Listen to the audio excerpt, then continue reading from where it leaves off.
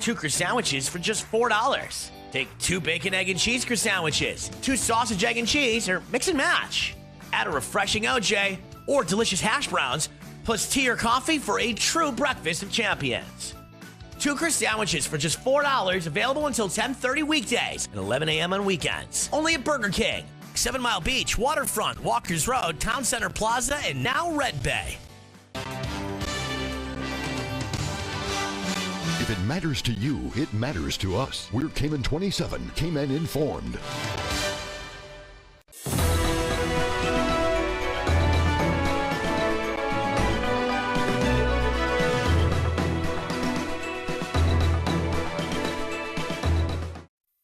Good evening, ladies and gentlemen, and welcome to the Town Hall in Georgetown. My name is Kyle Broadhurst. I'm the president of the Cayman Islands Chamber of Commerce, and I'll be asking the questions this evening. Since the 1980s, the Chamber of Commerce has held these candidates forums so that the voters can meet their candidates and vice versa. This year, we continued this practice by inviting all the candidates to participate in a forum in their electoral district. Tonight, I would like to thank the Georgetown Central candidates for attending. With the implementation of the one-person, one-vote system, and with 19 electoral constituencies now identified, it is more important than ever that voters inform themselves on their candidates. Tomorrow, on Friday, May 12th, voter registration cards will be available for collection from East End Public Library from 3 p.m. to 6:30 p.m. Voters will require a valid form of photo ID to collect their voter card. Voters can also collect their voter registration cards during the week from the Elections Office at the Smith Road Center from 9 a.m. until 5 p.m. Voting locations have been uploaded to our elections page on www.caymanchamber.ky. I'd like to thank the Chamber staff for their assistance in organizing these forums, as well as Hurley's Media for broadcasting these forums live on Cayman 27 online. Special thanks to our corporate sponsors for their support, including the DART Organization, Deloitte, Foster's IGA, Heritage Holdings, and Puritan Cleaners. Mr. Will Pinot, Chief Executive Officer of the Chamber, will be tonight's moderator. He will explain the rules of the forum, and then he will introduce tonight's candidates. Good evening, candidates. Good evening, ladies and gentlemen. Good evening. Each candidate will have 2 minutes to respond to each question. When I ring the ringer once, that means you have 30 seconds remaining in your response time. And at the end, we'd ask you to wrap up your thoughts so we won't interrupt you at the 2-minute mark. If you're in a thought, you can complete it. You'll be allowed to respond to each question without interruption, so the other candidate is not allowed to interrupt while the other candidate is speaking. And at the conclusion of question time, we would invite each of you to deliver a 2-minute closing statement. Depending on time, it could be a little bit longer because there's 2 candidates. It all depends on how many questions are fielded from the audience. So when we return from this short break, we will introduce our candidates for Georgetown Central. This young man is a regular on the high school and primary school circuit in giving motivational talks to the students.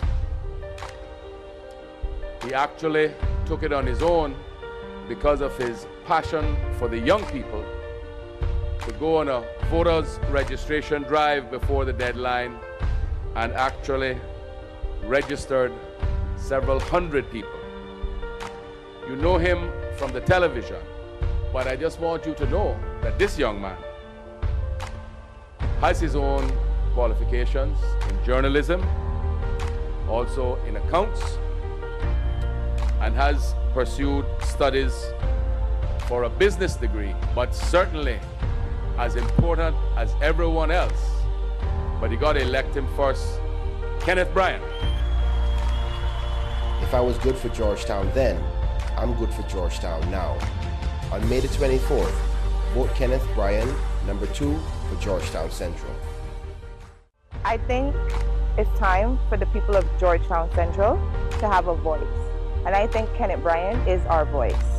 For the past 4 years, we haven't had a representative that looks out for our interests. It's really tough out there for the young people. I believe the current government is for the rich people. On May 24th, I am voting for Kenneth Bryan, and I ask you to vote for him too.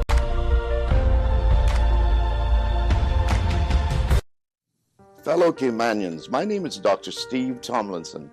As you all know, I am a business owner, and I certainly understand the importance of diversification of the economy.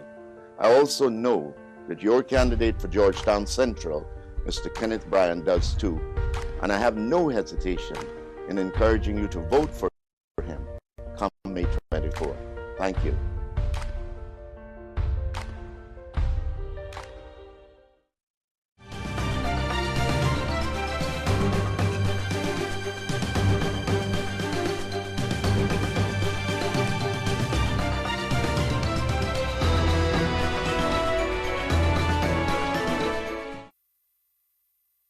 Welcome back to the Town Hall in Georgetown, where we have two candidates for Georgetown Central.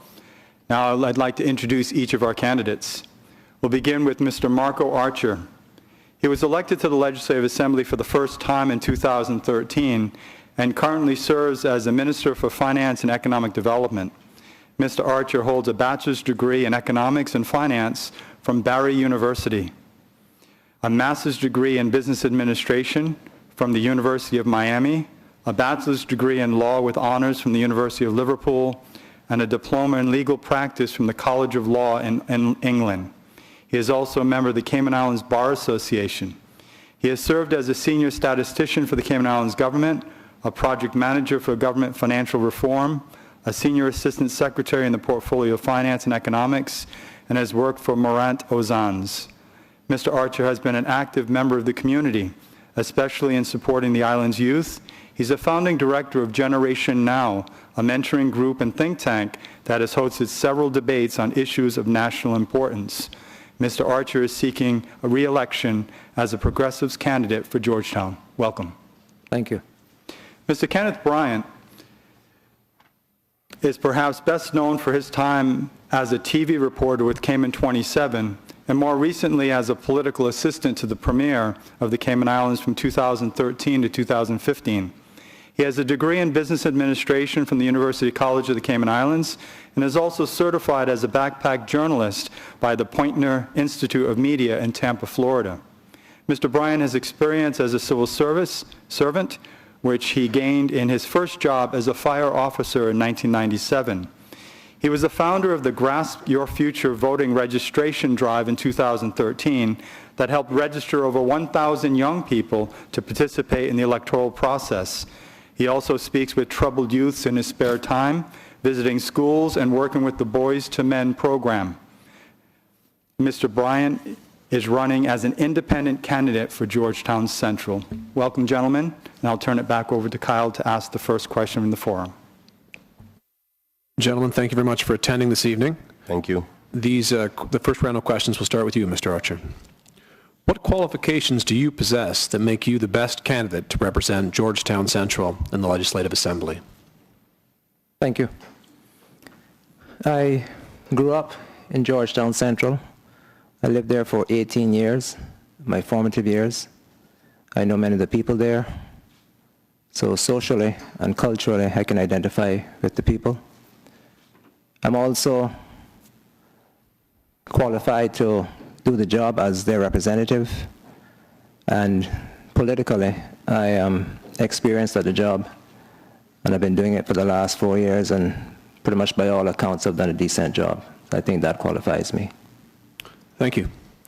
Mr. Bryan, what qualifications do you possess that makes you the best candidate to represent Georgetown Central in the Legislative Assembly? Thank you for the question, Mr. Broadhurst. Before I answer the question, I want to say thank you for the opportunity to be here at this forum tonight. These types of forums are so important to the people of the country so they can be well informed and make the right decision. So I appreciate that. In answering the question, I'd say my main qualification is my love for my people. Outside of the qualifications that you read earlier, my commitment to Georgetown Central and understanding the social elements that they go through, economic elements and educational elements, I think that well understanding of it will prepare me to best address the issues because I understand them well and feel them because I constantly stay there with them. Thank you. This next question will start with you, Mr. Bryan. The administrators of private sector pension plans have been calling for changes to the current investment guidelines for many years. Do you intend to introduce changes to the investment guidelines if elected? And if so, what would they be? I do intend to propose changes to the investment guidelines. I think that much of our pensions that we now contribute to the pension fund should be at least 50% of that invested here in the Cayman Islands. We're currently investing in other nations' projects, and I think that we should be the beneficiaries of our own savings because pension is a long-term savings. So I would like to see half of that pension contributed here that we can put into national projects, quite like the port that we're about to invest in. Thank you. Mr. Archer, the administrators of private sector pension plans have been calling for changes to the current investment guidelines for many years. Do you intend to introduce changes to the investment guidelines if elected? And if so, what would they be? Thank you. Of course, any changes that I would propose would be in consultation with my colleagues. But I would caution that we have to bear in mind that the funds invested overseas are invested in sophisticated markets. To bring them all, well, perhaps not all locally, but to bring a significant proportion of those pension funds locally, you're pretty much investing all your eggs in one basket. And if the economy doesn't grow, then you don't get a return on that investment. So we have to trade off investing locally as opposed to investing overseas and getting growth overseas as opposed to the possibility of no growth locally. 15–20% would be reasonable. So not opposed to investing locally, just being cautious as to the proportion, given the fact that if there's no growth locally, the pension fund doesn't grow. When you retire, you don't have the money there. Thank you. Mr. Archer, this next question will start with you. What are your views on the current healthcare system? And if you would recommend changes to the system, what would they be? Currently, the healthcare system is not accessible unless you are covered by insurance. And the government currently covers approximately 24,000 people out of the population. So that's well over 30%. It places a great strain on the country's finances. Private insurance only covers the young, the working, and the healthy. We need to find an alternate way of providing insurance coverage, health insurance coverage, access to health insurance, access to health care for all the people at a more affordable rate. And one of the options that is being touted would be a national health insurance where you'd have a larger pool. Obviously, premiums would perhaps be significantly less, and if you wanted additional coverage, then you could afford to do that by purchasing from a private insurer because your overall base rate would then be much cheaper, and more people would then have more access to health care, and it would be a significant less burden on the government. Thank you. Mr. Bryan, what are your views on the current healthcare system? If you would recommend changes to the system, what would they be? I, like my colleague, have considered a national healthcare plan. I'm willing to further investigate the positives of it. Unfortunately, some of the key signs that I'm seeing outside of our jurisdiction present some difficulties from a funding perspective, particularly in Canada and the UK. We see that they're having difficulty now keeping up with that burden.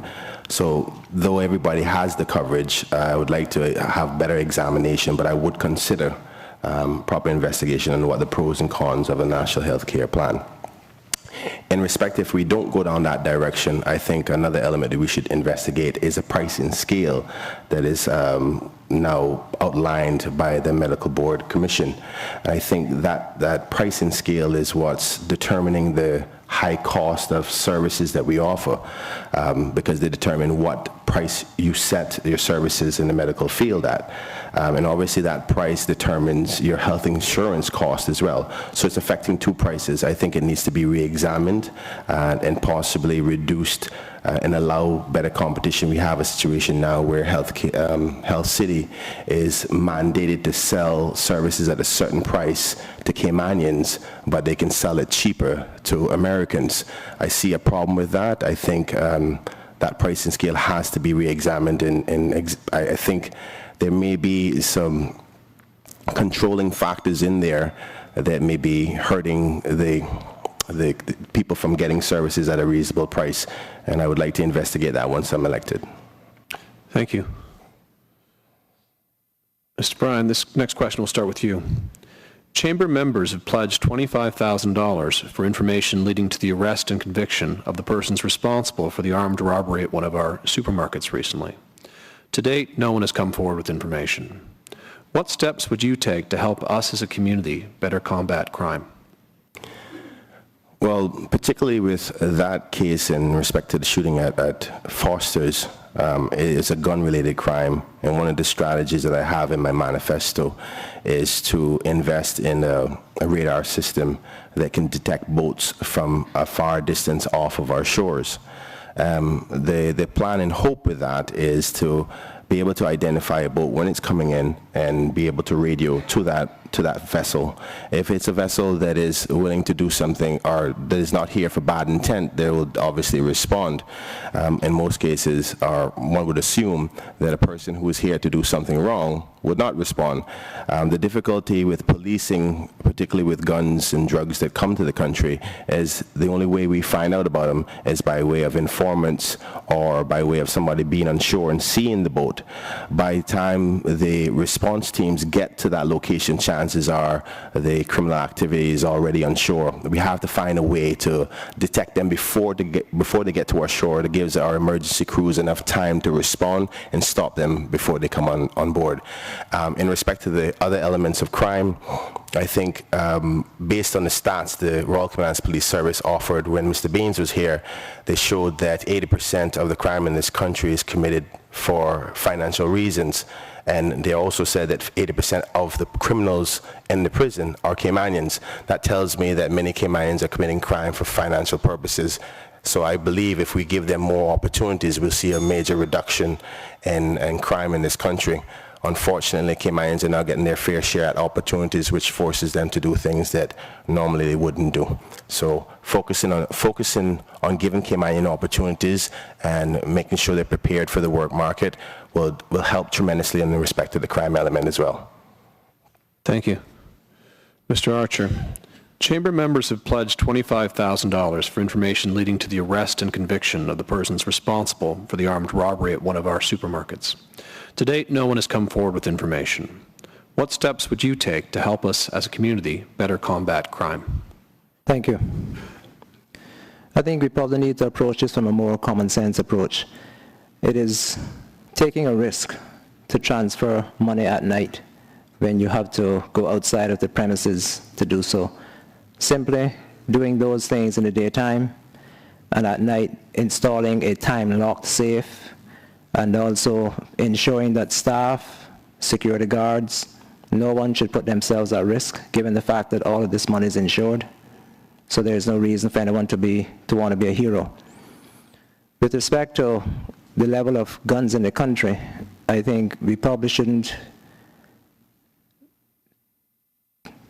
think that the guns that are coming into the country are the only source of crimes. I think over the years there's enough guns that have been in the country now for that to be the source of crime. We're heading into a culture where people are becoming afraid. They know what has happened. They may have some idea, but they're afraid to testify, to give evidence, even to anonymous tips. We have to find a way of combating that culture. If we have to raise the reward, money can sometimes be a motivator, we raise the reward. If the government has to assist, the government does so, because at the end of the day, it is better to prevent crime than to try to chase after criminals. We haven't yet gotten to a point where it is rampant, but I also would not advocate arming security guards, because in other countries, the United States, Jamaica, security guards are armed, but at the end of the day, it does not prevent the use of force, violence when they attempt to do robberies. Also, being employed isn't always a deterrent to someone being a criminal. We've seen employees within the banks mastermind robberies as well. Thank you. Mr. Archer, this next round of questions is going to start with you. These questions pertain to Georgetown specific. There's a number of them. The first one is, do you support the construction of cruise berthing and an expanded cargo facility? Why or why not? And what method of financing would you support or propose? Thank you. I do support the construction of the cruise berthing and the enhanced cargo facilities for the simple reason that we have to ensure that we have a diversified tourism product, not just air, but also cruise. In the aftermath of Hurricane Ivan, where there was significant damage to the infrastructure, cruise tourism was the first one to recover, and that level of economic tourism spending helped to regrow the economy and provide the necessary funds for the redevelopment. Also, the cargo port, the mere fact that our dock is so shallow, the dock is shallow, the ships aren't large enough to create the economies of scale. So you have frequent trips with smaller ships, and therefore the cost of transporting the goods are much higher. Create the economies of scale, larger ships, reduces the price on the shelf. Also, another reason for supporting the cruise berthing facility is the fact that it will help with the revitalization of Georgetown Central. It is almost impossible to revitalize our downtown center here without having that foot traffic. Another reason why I would support the cruise berthing facility is the fact that we cannot continue to lag behind the region if we hope to continue to grow our tourism product. And with respect to financing, I think a public-private partnership with the cruise lines themselves is probably the best way to go. Enabling them and allowing them to provide the financing also locks them in to having to bring the passengers in order to recover their investment. If the government builds it without locking them in, then the country may stand the loss. Thank you. Thank you. Mr. Bryan, do you support the construction of a cruise berthing and expanded cargo facility? Why or why not? And what method of financing would you support or propose? I do support the cruise port facility. One of the ways to pay for that is obviously using the fees that would go out to the tender to help with the process. I also agree that there needs to be private-public sector partnership in respect to the development of it. But even though I do support it, I think it's important that we make sure that the development of it doesn't affect our environment in a negative capacity. I'm also worried about the effects of our cultural heritage in respect to Georgetown Dock, because I grew up in Georgetown Central, and I used to go out on the dock every Sunday with many of my family and friends, and I'm hoping that that effect doesn't change the cultural element of it. Also, I think that it's important to invest in the cruise tourism product because it's also a contributing factor to stayover tourism. Much times when we discuss the talk about the cruise port, we don't realize that it's also a filtering process to stayover tourism.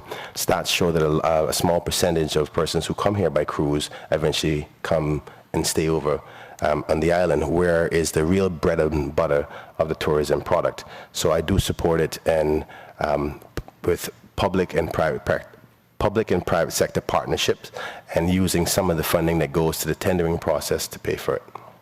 Thank you. Mr. Bryan, we're going to stay with you here. The next question starts with you. Georgetown has undergone significant change recently, with a large number of businesses migrating away from the center of town. What is your vision for Georgetown, and what steps would you take to achieve it? Well, I do agree with a sentiment my colleague said earlier in respect to it's difficult to create a revitalization plan without dealing with the cruise port project first, because the mere traffic that will come off of it. And in order for you to develop that plan, you have to take into consideration the traffic with the cruise passengers. But I would like to duplicate something similar to what Cayman Bay is doing by allowing commercial and residential to merge into one, where that allows the tenants and the renters in this area to diversify with their offerings other than just simply tourist products. Obviously, I would like to make sure that there is the private sector input and investment in this, because it can't be solely the cost of government. We have to have business persons who will be committed to saying that once this happens, that they will definitely invest in businesses downtown Georgetown, as well as to have consultation with the neighboring communities, because there's still a lot of Georgetowners who live very close center of Georgetown, and they have to understand the effects of it so they can agree to it, because they're the ones that are going to be most affected by it. Thank you. Mr. Archer. Georgetown has undergone significant change recently, with a large number of businesses migrating away from the center of town. What is your vision for Georgetown, and what steps would you take to achieve it? Thank you. I agree with my running mate. The fact that many people still reside within close proximity of central Georgetown, you'd have to ensure that they understood what would take place when you revitalize the downtown area. But the government has already amended the planning law to allow for mixed-use buildings, as you have at Cayman Bay, where you can live and work in the same facility. Both commercial and residential use is allowed. In order to ensure that the revitalization does take place, the government would have to incentivize people, incentivize developers. The law has been changed. So far, you haven't had much uptake. If the government does not incentivize, then you're hoping without anything happening.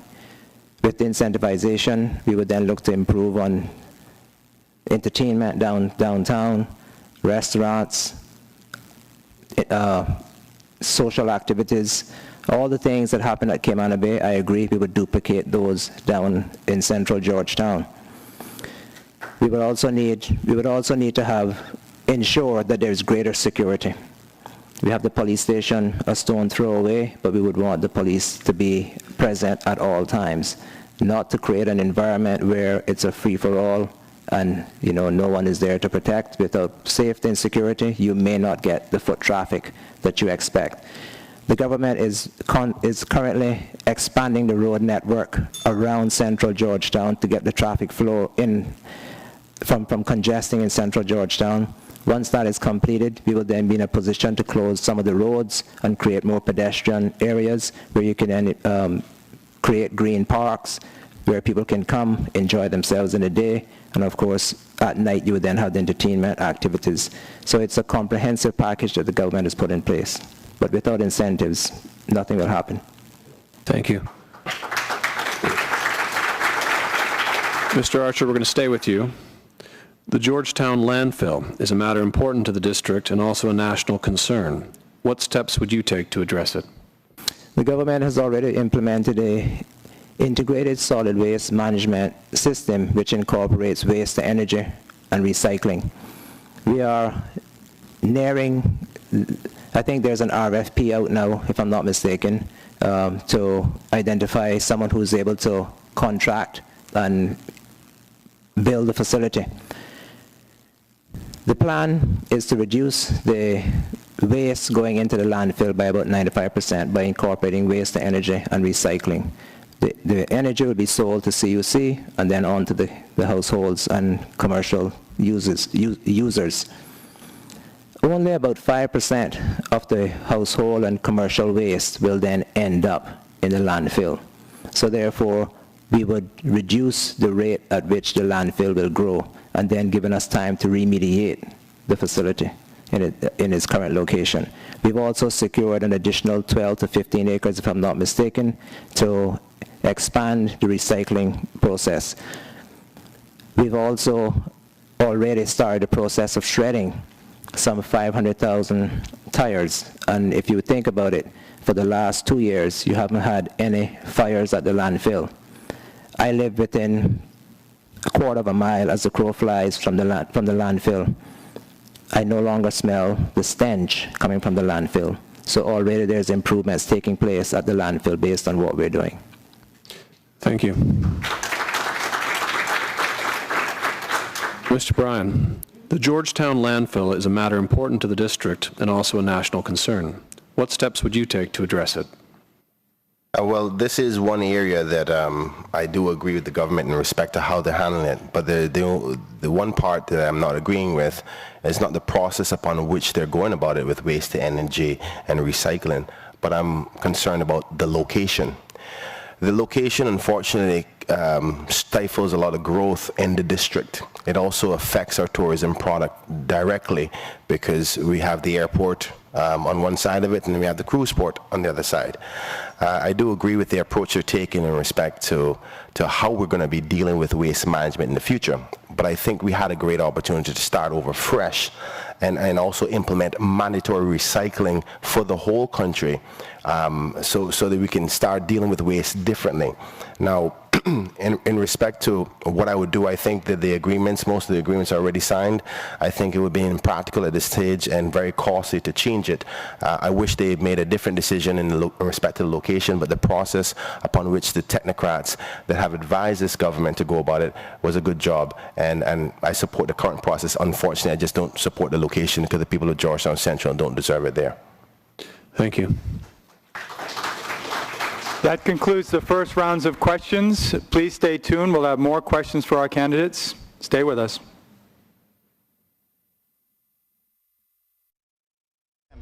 All of you will know we have Mr. Kenneth Bryan.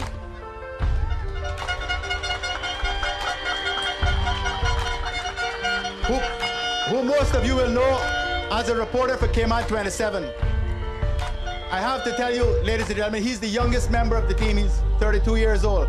I have never met a more committed, a more intense, a more caring individual who is concerned about the downtrodden and those who are having a hard time in Cayman.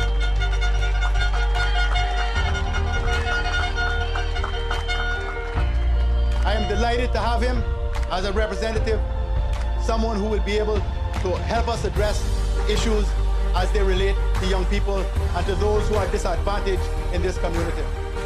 Because I don't care how much education you have, I don't care how smart you are, I don't care how successful in business you are. If you don't care, you cannot be a good representative. If I was good for Georgetown then, I'm good for Georgetown now. On May the 24th, vote Kenneth Bryan, number 2 for Georgetown Central. Hi, I'm Dr. Frank McField, and as a sociologist, I'm very aware of the social challenges in Georgetown Central. Kenneth Bryan has an excellent grasp of these issues. I declared from a year ago, and I said, listen, Georgetown Central, I will stand for you, I will fight for you, I'll be there for you, I'll be honest with you, and I'll do everything I can to fight for you. And for this reason, I believe that he will be a great candidate for Georgetown Central.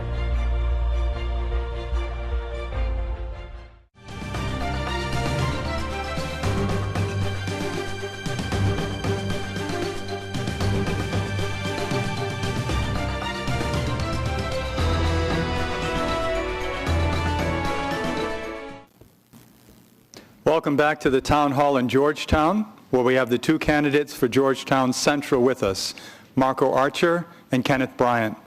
We now moved into the second round of questions, and we're going to begin the questioning with the subject of immigration. Mr. Bryan, this question will start with you. What do you think of the current immigration policies regarding the granting of permanent residency? And if you were able to decide on policy changes, what would you recommend?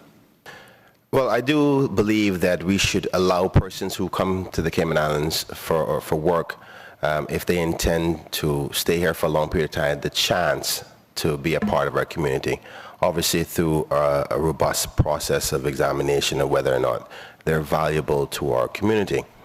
Unfortunately, the current point system, I think, is more in favor of those who have money, and I think that we have to realize that it's not only about money, it's about the characteristics of the individuals and what they offer us as a society.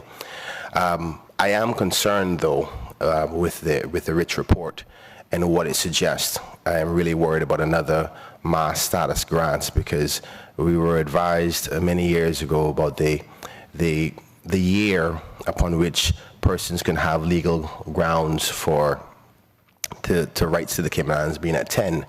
And when the rollover policy changed in 2013, persons were at 7. and it was extended to 9 in 2015. We're now in 2017, so we're at year 11. And I'm really concerned about what that Rich report says.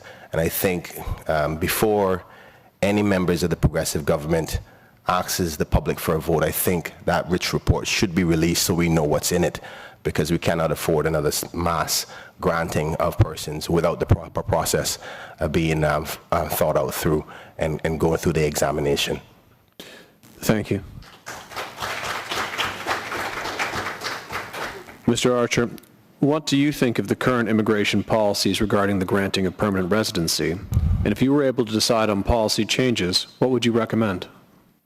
Firstly, let me correct the assumption that the Rich report will result in mass status grants. I think that is a bit reckless and meant to mislead. I think there's only one time in the history of the Cayman Islands where there was mass status grants, and it was granted by the United Democratic Party, not the Progressives government. The Chief Justice did describe the current permanent residency system as being, the point system as being arbitrary and opaque. And the government has made amendments to the regulations after consulting with an expert in immigration law that will enable the process of the work permit applications to speed up. But the changes will still require that people earn the points. So there isn't any fear of there being an increased number of people getting permanent residence leading to Cayman status. So the government has taken care of the matter, and I think it is important that people recognize that the permanent residency system is not something that is simple. It is something that the country will always have to deal with. There is no silver bullet to it. We have to, I agree with Mr. Bryan, that we have to ensure that we have a mixture of people who do receive permanent residence, and the point system is designed to ensure that that happens. Thank you. Mr. Archer, we're going to remain with you. The current work permit system, based upon job descriptions, is often criticized as confusing. Would you support a change to the system, and what changes would you recommend? Thank you. I do agree that criticism is fair and valid. I would recommend, or I would support, a reduction of the number of work permit categories, because that has created loopholes and enabled people to abuse the system. We hear of reports where there are people on work permits as waiters, but actually working as accountants. So if we simplified the number of categories and also then rationalized the fees for those new categories, I think it would go a long way, and just to ensure that it's revenue neutral, so that the government does not lose, but it is fairer and easier to understand, because I understand that even the staff within the Immigration Department will sometimes struggle with the number of categories that are there, and they've been there for quite some time, so it's not for anyone to say it's the progressives that are put in there. So reduce the categories, rationalize the fees, and ensure that the changes are revenue neutral. That should help to alleviate the problem. Thank you. Mr. Bryan, the current work permit system, based upon job descriptions, is often criticized as confusing. Would you support a change to the system, and what changes would you recommend? I currently have never had to have a work permit other than my helper at home, so I haven't gone through the work permit system in respect to the difficulty of confusion. But I'm going to trust those in the industry, the business owners, to say if they say it's difficult, that we have to trust those that use it on a normal basis. Obviously, I'm open to restructuring it. Obviously, we have to make sure that things are very efficient and less bureaucratic. So the process is easier. And if the business community, particularly, like say for instance the Chamber of Commerce, thinks that we need to re-examine it, then we have to do that. We have to trust those who use it on a regular basis. In respect to the pricing, I don't think the question had anything to do with the pricing. No. No, but yes, of course, I'm open-minded to restructuring that. Thank you. Mr. Bryan, we're going to stay with you. We're going to switch our topic to education and training. The first question is, education is an issue that has remained a national issue for successive governments. We've seen improvements in the results coming from the primary and secondary schools over the past few years. However, this remains an area of real concern for both business and the wider community. What do you think needs to be done to continue to improve our schools, and what steps would you take to accomplish this? Thank you. A very, very important question. I think it's probably the #1 priority in this country. Well, there's 5 things that I think that should be addressed. First one is the discipline. I want to either reform or properly enforce the discipline policies within our education system. I think we forget that not only education or the application of education by means of way of math and English is important. The discipline, the culture of carrying yourself in a proper way over a long period of time in school prepares you for life and preparation for work. So I would like to see a restructuring of the discipline policy. Secondly, I am willing to consider holding back kids at the primary school level who are not at the numeracy level and the reading level that is necessary. I think that when we pass them on to the high school not prepared for the higher level of education in the high schools, we're setting them up to fail. Also, I would like to, when I'm elected, I would like to be able to bring all members together to agree, whether it's a public document or not, to sit down and agree that education will no longer be a political football, because unfortunately the only people that hurt in that process is the Caymanian people. Also, I would make sure that the proper funding is necessary for education. I think when we're creating our budget, the first thing that we should deal with is education, and then everything else afterwards. We no longer can have the education minister and the legislative assembly saying there's not enough money in the budget. I think we should be ashamed of ourselves that actually happened. We have to make sure to support the teachers and giving them the tools that are necessary. And unfortunately, sometimes those tools are expensive, but we're preparing our future for the next generation. Thank you.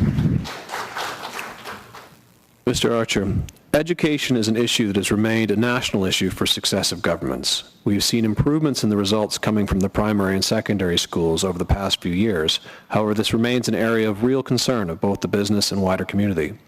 What do you think needs to be done to continue to improve our schools, and what steps would you take to accomplish this? Thank you. I agree with Mr. Bryan on 2 points, discipline and holding the children back. We have to ensure that our children recognize that school is somewhere you go to learn, not to disrupt others from learning. However, discipline, as much as you want it, is difficult because you can no longer use corporal punishment. The other point I'd like to agree with him on is holding the children back. It makes no sense to continue to push a child from one year to the next because they've gotten 1 year older.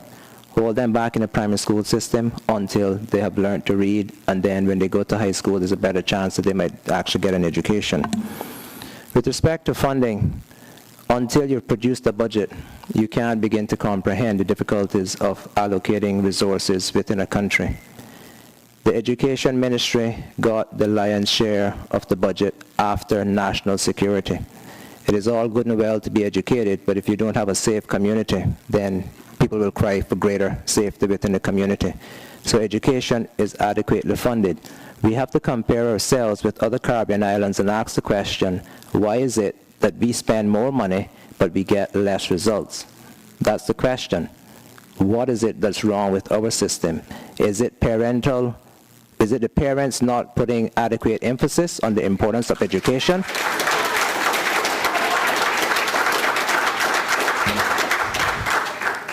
It's all good and well for people to say we're not adequately funding education, but compared to other countries, we spend so much more. Parents have to play their part. Also, I would advocate that we incentivize teachers based on the increased passes for external exams, so that teachers perhaps may then give that extra effort because there's something in it for them based on the external exam passes.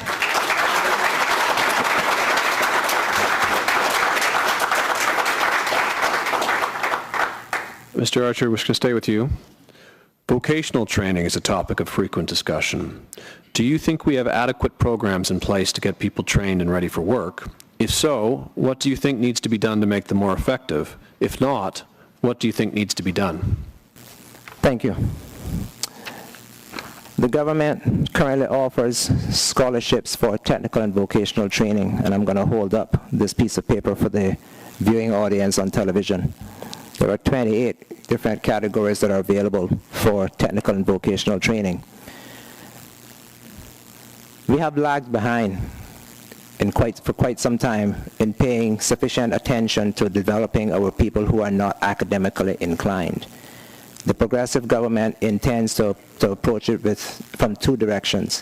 One, seeking to develop ways of providing training locally, and two, where that cannot be done locally, providing scholarships for people to go abroad, and that is included in the 28 categories I've just stated here.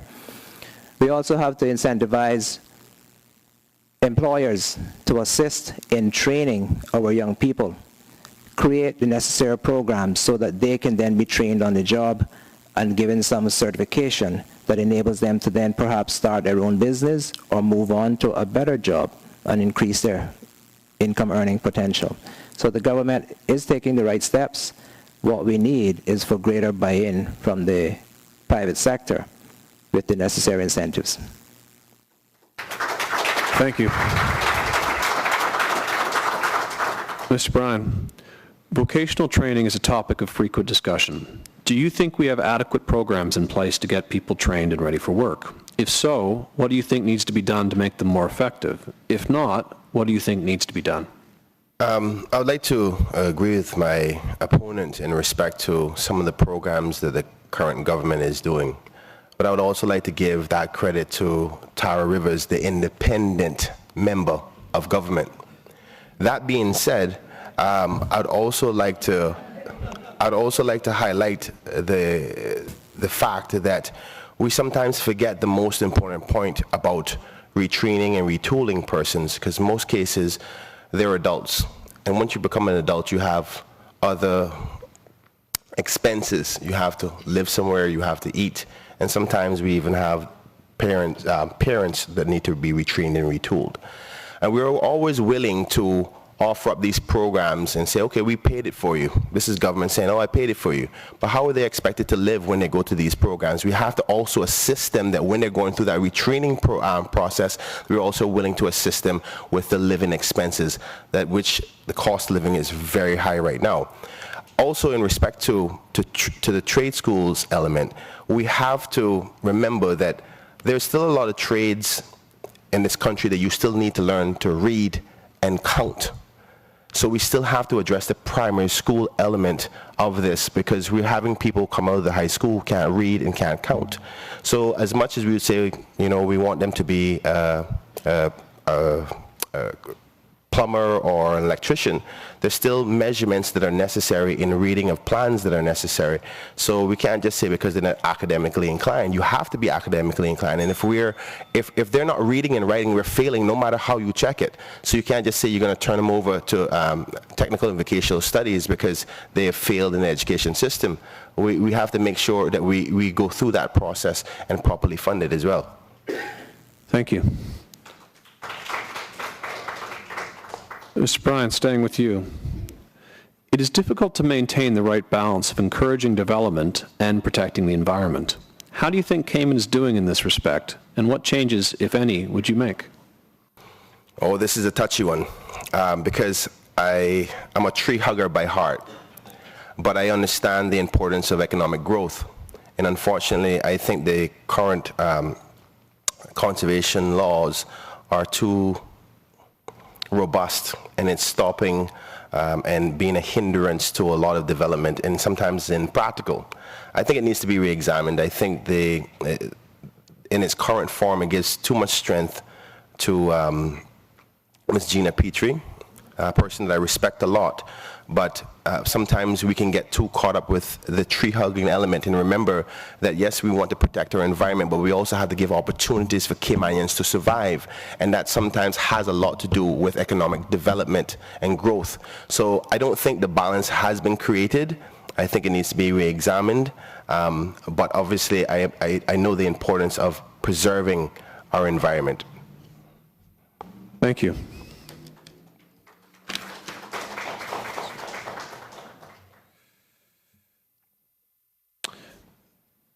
Mr. Archer, it is difficult to maintain the right balance of encouraging development and protecting the environment. How do you think Cayman is doing in this respect, and what changes, if any, would you make? Thank you.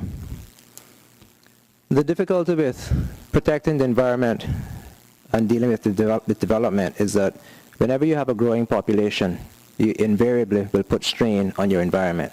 So there are many people who often say we need a much larger population, and the question is, well, how large is large enough? Currently, we are already struggling with the rate of development and the protection of the environment. The National Conservation Law perhaps may have some parts to it that are overly burdensome, but there are also parts to it that are meant to protect. And we have to try to balance that protection with the development. One of the areas that I find is that we do not enforce the laws enough when it comes to not just the development, but the fact that people will bulldoze land just to put a for sale sign on it. Those are the problems that those are the issues that we need to really deal with. If someone has to develop a piece of land, so if someone has to bulldoze a piece of land for a development, that is a different matter. But it's the reckless destruction of the environment just to advertise the land for sale. Now, the National Conservation Council will sometimes request that an environmental impact assessment be done with respect to proposed developments. We have to ensure that those EIAs are not overly burdensome, but the mere fact that they may request one, in my opinion, is still good, that they are seeking to ensure that the level of development does not overly destroy and does not adversely impact the environment. So that's where we find the trade-off. The EIA, Environmental Impact Assessment, will identify the necessary steps to mitigate the destruction to the environment. But getting back to it, the biggest problem that I see is the wanton disregard for the environment with respect to people bulldozing property just to put a for sale sign on it. Thank you. That concludes this second round of questions. When we return from the break, we're going to be accepting questions from our audience. Please stay tuned.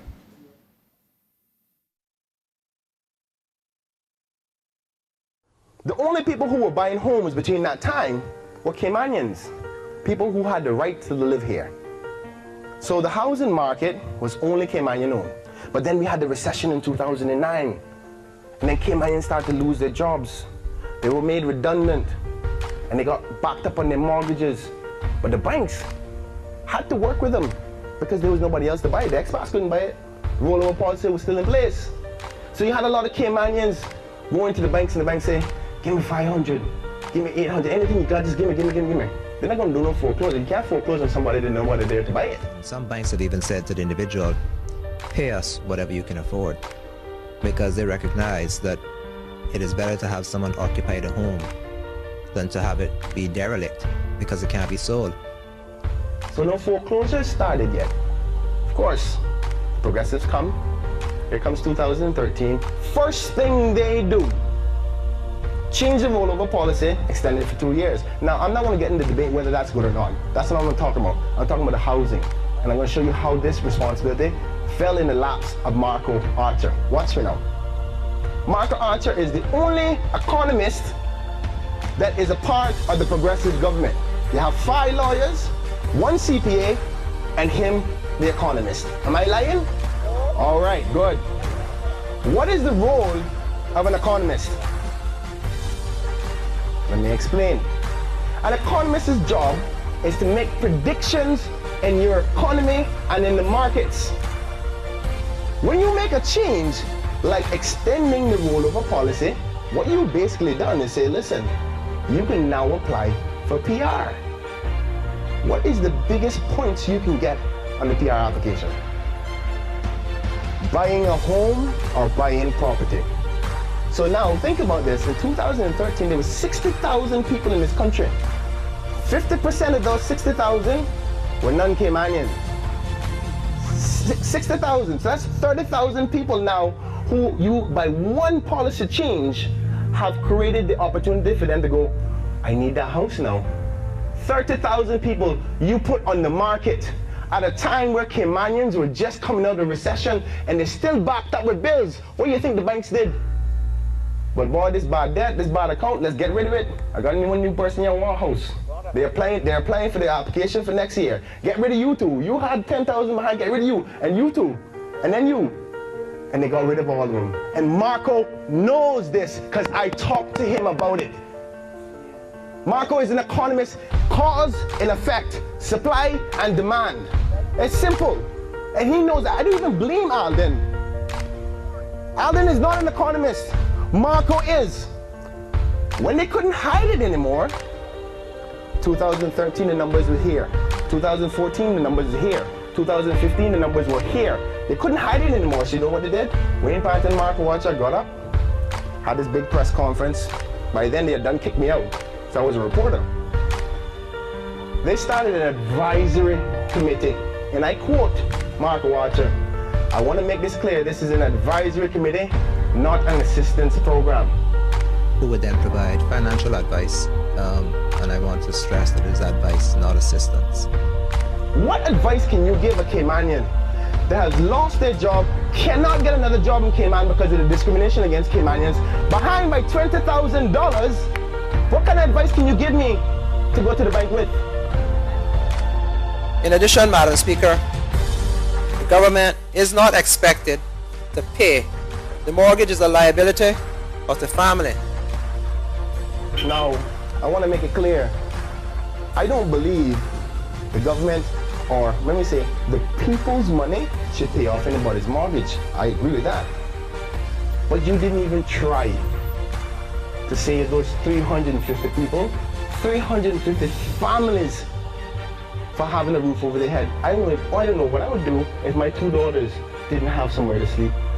The most devastating impact, of course, would be on the families. The children obviously can't comprehend why they're having to move from their home. It caused a man to think about some really terrible things. As a parent, when you see your children cry, when you see your children have pain, bad things come through your mind.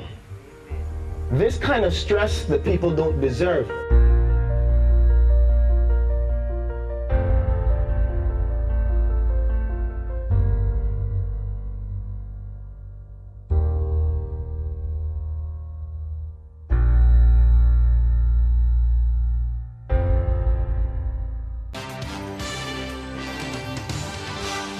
If it matters to you, it matters to us. We're Cayman 27, Cayman Informed.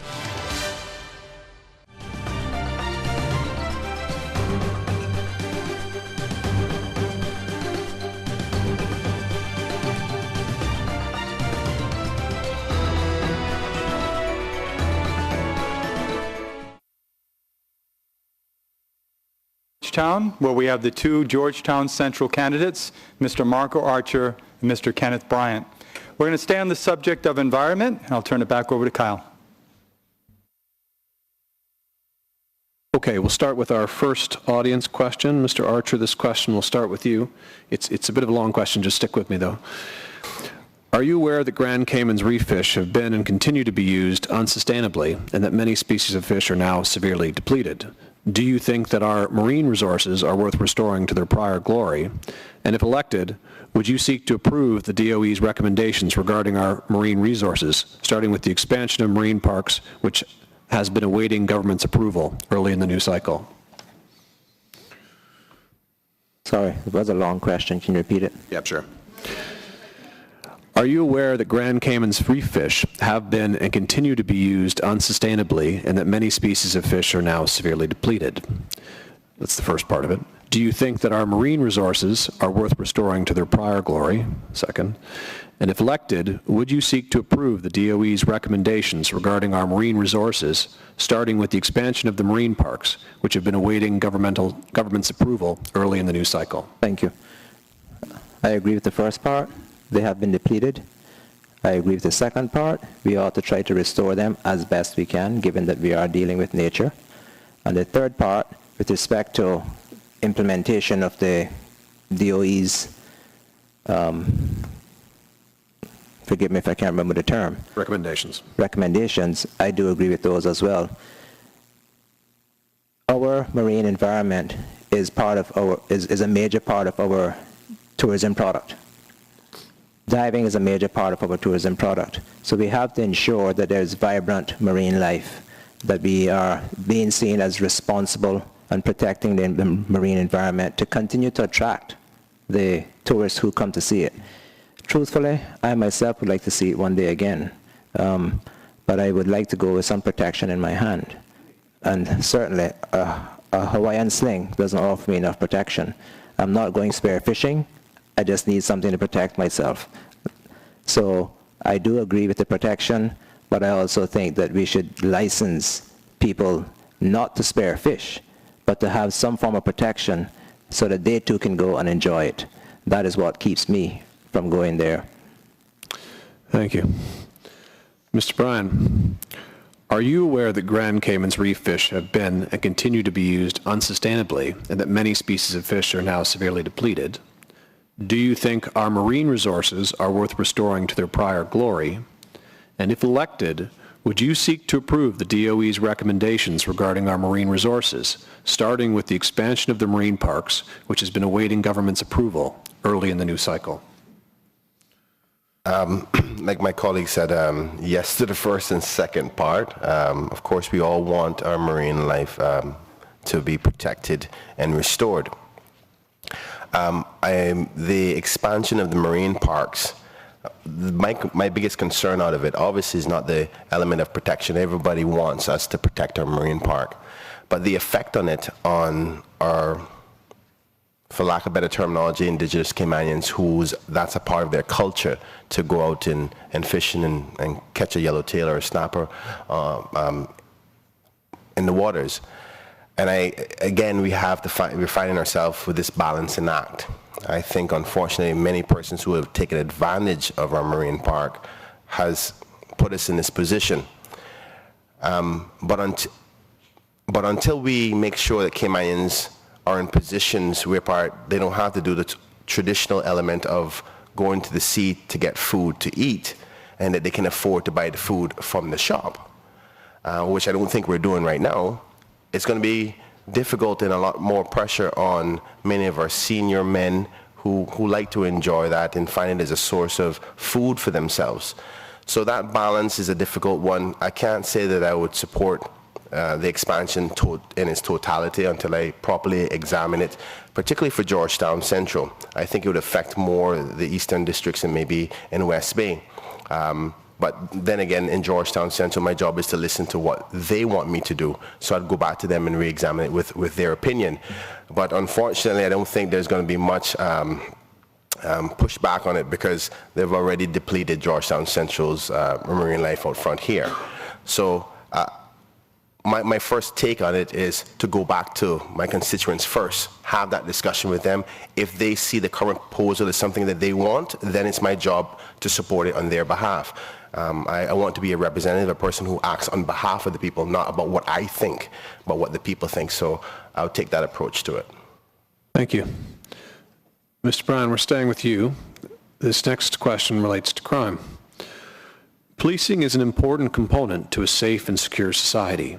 How do you propose to support and develop the RCIPS to ensure that the community respects the police and that the laws are enforced? Well, firstly, I would like to see that we start more community policing in our neighborhoods, particularly in mine, and potentially consider like a community warden of some sort, because by all means, we can't have the police everywhere at all times. That would be a very costly proposal. I think we need to try to inspire our community leaders to be involved in the policing process themselves and grow our communities to start taking the approach of being their brother's keeper again. I think the disconnect amongst ourselves is what's causing the crime increase in the communities, because before, when Cayman was closer together, we actually policed ourselves. We didn't need as many police. And because of the disconnect and the lack of togetherness, I see why we have to use more officers. I would like to possibly do some sort of cash initiative for persons in the community to be a part of the process of policing in the area, whether it be monthly or every quarter. But we have to get the community in this process to buy into the idea of policing the neighborhoods, because the police can't do it all the time. But of course, initiatives that are driven by the Royal Cayman Islands Police Service so they can better educate the communities on how policing works best. Thank you. Mr. Archer, policing is an important component to a safe and secure society. How do you propose to support and develop the RCIPS to ensure that the community respects the police and that the laws are enforced? Thank you. With respect to supporting and developing the police, firstly, financially, as I said earlier, national security has gotten the lion's share of the government's budget for quite some time, so therefore the police has been given the necessary resources in terms of supporting and development. Now, with respect to their involvement in the community, I too would like to see greater police presence within the community.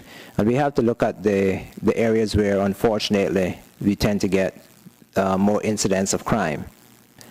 Have greater police presence in those areas. One way to gain respect is to be there, let the people see that you are let the people see that you are there to do your job and that you are building relationships with the people within the community. Also, one of the things that I would like to do, or would like to see done, God's willing, is everyone from Central Georgetown is familiar with Junior's shop on Sheridan Road. Part of that building is vacant. I would like to see the other half of that building that's vacant have an outpost police presence there, so that they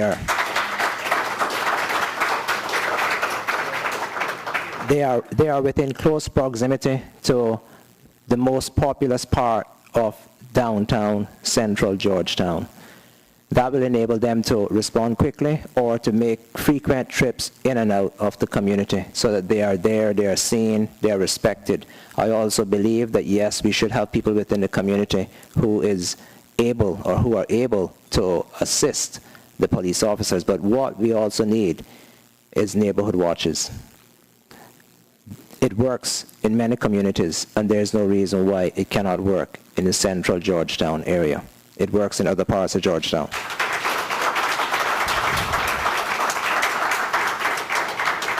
Thank you. Mr. Archer, we're going to stay with you. Several candidates propose ideas of blocking work permits for certain jobs. These jobs appear to be mostly entry-level jobs. Do you support this approach, or does this approach place Caymanians at a disadvantage? Your thoughts? Thank you. We have to be very careful when we talk about blocking and blocking work permits, because at the end of the day, the danger is that you could stifle a business out of operation. A Caymanian who is willing and able to do the job should have the job. And therefore, we should let the immigration process, with proper enforcement and policies and directives from the government, dictate with respect to the granting of the work permits. But to place a blanket block on entry-level work permits could probably do more harm than good. We always have to keep in mind we are victims of our own success. Our economy is far bigger than our population can support. We will always depend on imported labor unless we contract our economy to the point where the Caymanians are sufficient numbers to fill all the jobs. And then, of course, your standard of living would decline in the process. So it is good that we want to get all the Caymanians into jobs, but we cannot be so protective, so nationalistic, that we destroy the economy in the process. Entry-level jobs, yes, should be reserved, not necessarily reserved, but should be available to Caymanians, and let the work permit process dictate the number of expatriates who get the work permits. But we cannot put a cap on it, otherwise we are doing more harm than good, because you may not have sufficient numbers of Caymanians who want those jobs and would therefore leave employers with positions, entry-level positions, not being filled. And customers, depending on those services, wouldn't receive them. Thank you.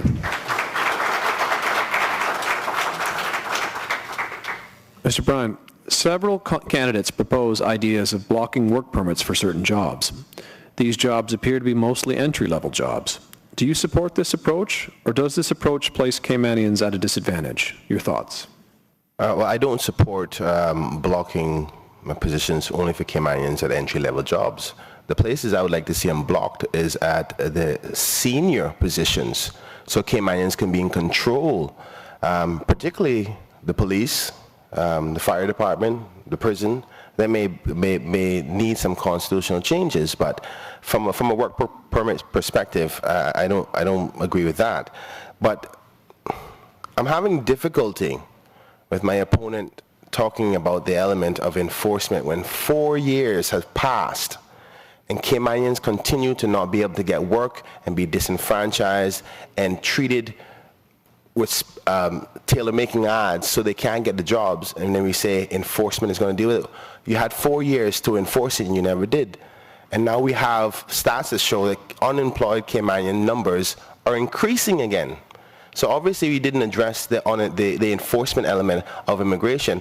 In my manifesto, I propose that the immigration enforcement arm be increased by 200%, because we have to recognize that immigration is related to opportunities for Caymanians to survive by way of work, which that work provides them with funding to survive and pay for food and bills and school costs and what have you.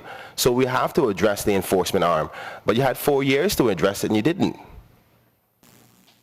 Thank you. Mr. Bryan, this next question will stay with you. With the rapid change in technology, jobs such as waiters, waitresses, bank tellers, and grocery cashiers have become obsolete. What new ideas, in specific detail, do you have to help the economy grow in this rapidly changing time? Repeat the question again, sorry. With the rapid change in technology, jobs such as waiters, waitresses, bank tellers, and grocery cashiers have become obsolete. What new ideas, in specific detail, do you have to help the economy grow in this rapidly changing time? In respect to technology? I think the question's focused on, essentially, technology is making jobs obsolete. What is your ideas to help the economy to grow? I think I understand the question. I think what they're speaking about is, like, say, for instance, you go to a supermarket and you find a cash register where you don't have the cashier there and you can cash it on your own. And obviously, with new technology, they no longer need a cashier. That is going to be inevitable as technology grows. And this is why it's so important to diversify our economy, to continue to grow our economy so we create new employment opportunities for Caymanians. So as things deplete, things grow. And I must say that I'm proud of the Chamber of Commerce in respect to the series of videos explaining to the public about the importance of economic growth and opportunities for Caymanians. But we have to continue to diversify our economy and find new avenues. So in the event that efficiency takes away job opportunities, that there will be other options available for Caymanians. And by all means, we must admit that there is enough jobs for Caymanians. It's not the problem about the jobs. It's about the problem about making sure that the Caymanians get it. Thank you. Mr. Usher, I'll try this question with you.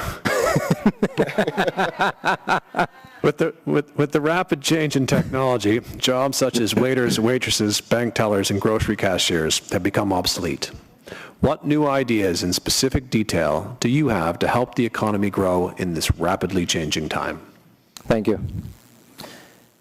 We have to ensure, first of all, we have a very sophisticated economy, but it is also very simple to manage. It all starts with controlling government expenditure. so that we do not raise taxes. We continue to instill confidence. That enables us to then create and provide incentives to attract investors. If we are losing entry-level jobs, so to speak, or those at retailers and restaurants and other places, we have to attract investors and create opportunities for people to be retrained so that they can then take up those jobs. In conversations with a gentleman a few months ago, he was talking and saying that because few people program computer coding nowadays, it's more drag and drop. He is able to teach people who haven't attended university how to program and how to code. And we can obviously retrain our people to take advantage of some of these jobs that are making other jobs obsolete due to technological advances. But it has to be something where the government has the ability to assist with incentives to attract the investor and the industry to the country, and also the opportunity to assist the citizens with some income during the time that they're being retrained. That's the only way you're going to allow people to get back into the workforce when technological advances have made their jobs obsolete. Thank you. That's the detail we're looking for.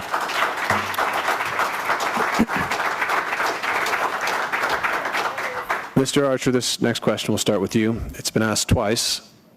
Who will you each support to? Hang on a second. Who will you each support to be elected to be? Sorry, if you're elected, who will you support to be the premier? Me? Well, the Constitution says that the party that wins the most seats, the leader of that party becomes the premier. Obviously, we are campaigning to win the most seats. And it is only if that does not occur, which I doubt that it will not, it is only if that does not occur that that question will become relevant. Okay, thank you. Mr. Bryan, if you're elected, who would you support to be premier? I think my colleague answered the question quite succinctly in respect to saying that the question is not relevant at this point until we see the outcome of the election. I think much of us have probably come to the conclusion that it's going to be a coalition government. I do not think the progressives are going to get the majority of this government, if in fact they get any at all.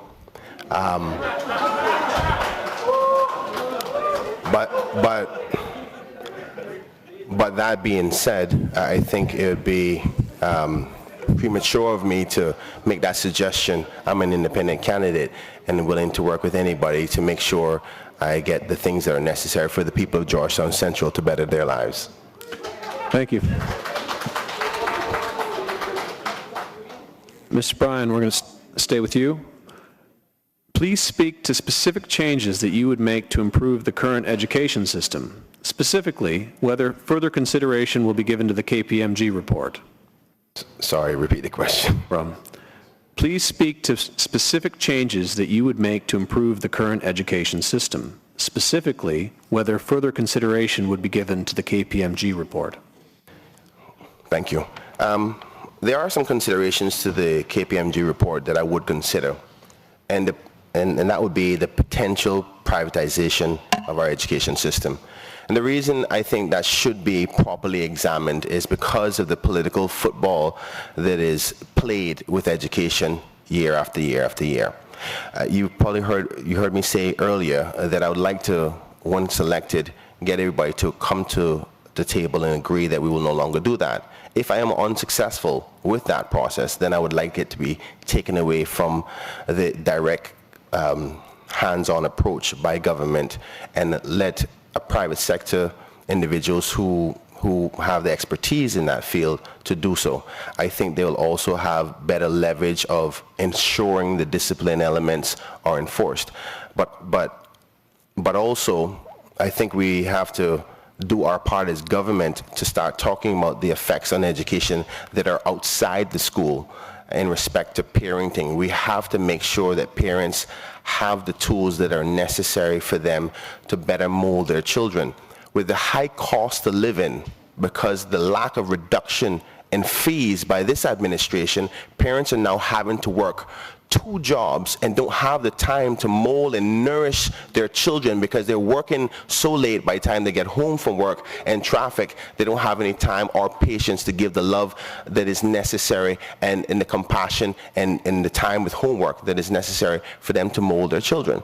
We have to lessen that burden so they don't have to work so hard and take away the time that is necessary, that quality time that is necessary for children. So I would agree with that element of the KPMG report, but outside of that, besides the ones I previously mentioned, that would be the only part that I'd be considering. Thank you. Mr. Archer, please speak to specific changes that you would make to improve the current education system, specifically whether further consideration would be given to the KPMG report. Thank you. I too would encourage private sector involvement in the public education system. We have to question why is it that the government spends so much money on education and we do not get the same results as the private schools. It cannot be the level of investment. It must be the management, the parental involvement and understanding of the value of education. So therefore, I would encourage and advocate for private sector involvement in our school system, and the education department would then be more of a regulator as opposed to a policy implementer and everything else. Is there a question on cost of living? Not at the moment. Please get one. Thank you. Maybe the audience can help us with that. Mr. Archer, we're going to stay with you. How important do you think a candidate's track record, both personal and professional, is with regards to them being considered for elected office? Can you repeat the question, please? How important do you think a candidate's track record, both personal and professional, is with regards to them being considered for elected office? Thank you. I think it's absolutely important that you pay attention to a candidate's track record, both professional and personal, because there is something called a propensity to do something. You look at what has been done in the past, how a candidate has performed, be it professionally or personally, and it gives you an indication as to what they're capable of doing going forward. Professionally, I have done well. Politically, I have done well. Personally, I have done well. In terms of character, I have done well. I'm not blowing my own trumpet. I'm just saying there is nothing that anyone can say about me. So therefore,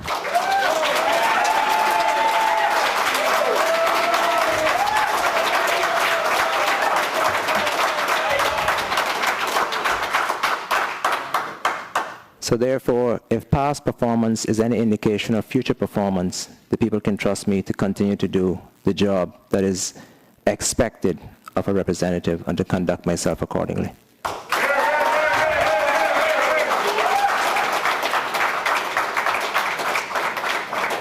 Thank you. Mr. Bryan, how important do you think a candidate's track record, both personal and professional, is with regards to them being considered for elected office? Obviously, all of those records are important for persons to make their decision in respect to voting for somebody. But I think we're trying to get a particular question about me and my past. And I want to say that, I said before, if I was good for Georgetown then, I'm good for Georgetown now. I think it's rather deceitful to try to use a candidate, which the progressives is well versed in, for political purposes, and then when they don't need them anymore, now they're no good. I think it sends a sad, sad message to our youth. I embrace every difficulty I've faced in my life. I use it as strength to continue and prove to other young men and women in this country that making mistakes doesn't mean your life is over, but you can learn from it. You can learn from it and grow and use it as a strength. So if my opponent and his party want to accuse me for that, you're sending a terrible message for our youth. Thank you. Well, that concludes the first round of the audience questions. Please stay tuned. More questions to come. Yes, I think Kenneth Bryan is a good candidate to represent the people in Georgetown Central because he's a caring person. He's a person you can talk to. And he's very intelligent and ambitious. And I think that for the people of Georgetown Central, he would be a #1 guy. People of Georgetown Central, I'm urging you to vote for Kenneth Bryan. I'm going to vote for him too.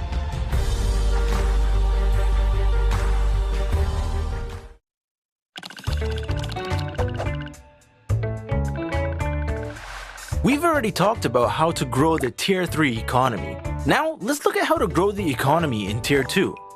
Remember, Tier 2 companies provide goods and services to local companies here in the Cayman Islands. So how can we help these companies grow? Let's look at a great example of a Tier 2 company, a commercial landlord. A commercial landlord owns office buildings and rents out the space to other businesses. What would increase demand for office space?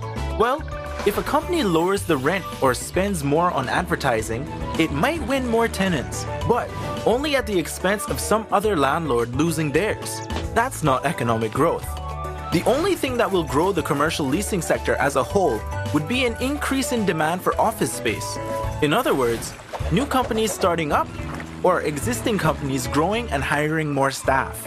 No matter what type of Tier 2 company you think about, by definition, its growth depends on the growth of other companies. And again, if a new commercial landlord came along, that wouldn't represent economic growth, because they would just take demand away from all the others. That's not growing the pie, that's just giving everyone a smaller slice. In the next video, we'll look at how to grow the economy in Tier 1, the most important tier of all for our economy. For now, thanks for watching. And remember to share this video with your family and friends so they can learn more about our economic prosperity engine.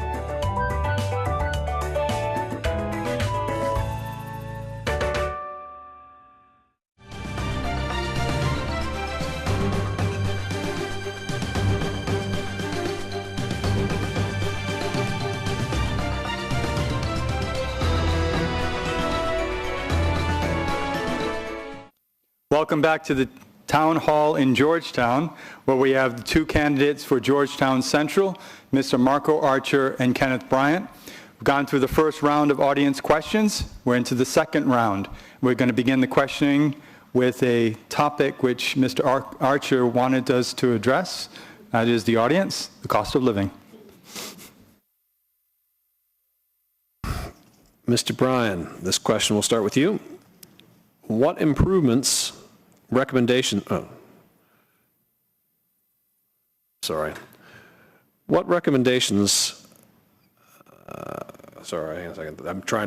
I'm struggling with the question for a second. So, I'm going to rephrase it. So, what recommendations would you make to improve the cost of living, that can government implement to improve the cost of living and reduce the pressure on those less fortunate? Well, I think we should look at some of the history behind how we got to this high cost of living at this particular point first before answering the question. The past administration increased fees across the board during a very terrible time in this country when we were faced with a recession.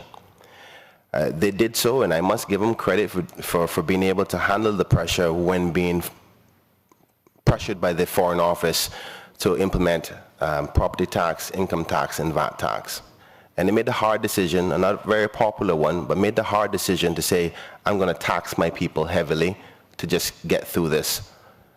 But the intention at that particular time, and at least I would like to think that most members would think, let me just overburden that tax on the people until we get out of this recession.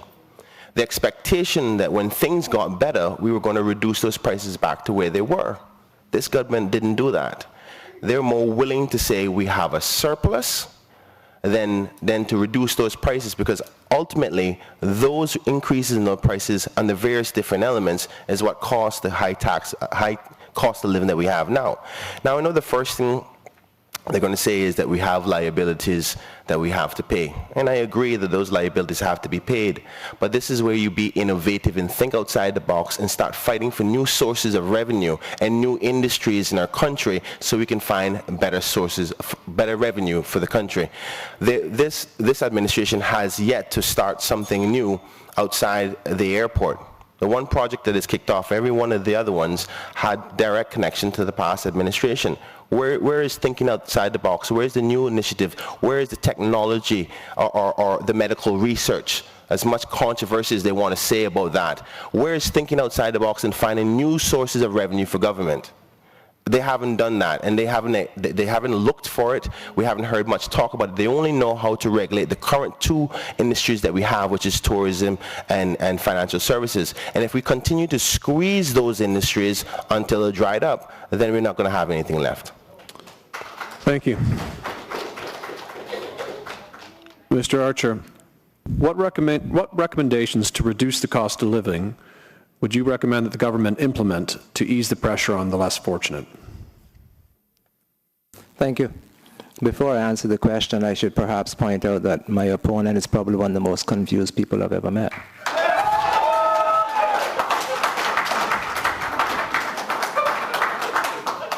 It was only 4 years ago that he joined us in criticizing the administration that he's just praised. Also, with respect to people being used, it was only 4 years ago that the person who's supporting him refused to invite him to his party. So I don't know who's using who, but don't accuse me and my group of using anyone. Now I'll answer your question. With respect to reducing the cost of living, first we have to recognize there is cost of living and cost of doing business. The government has the ability to influence the cost of doing business. We reduce taxes on imports, we reduce duty on diesel used by CUC. The cost of living is also impacted by external factors, prices overseas over which the government has no control. Understand that.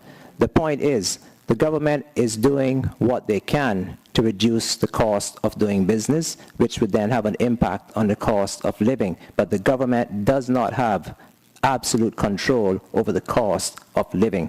We intend to reduce taxes further, import duty as well as diesel. Those two impact every household. The most vulnerable, everyone uses electricity, everyone goes to the shop. Understand the difference between the cost of doing business and the cost of living, and then you will not make so many erroneous statements.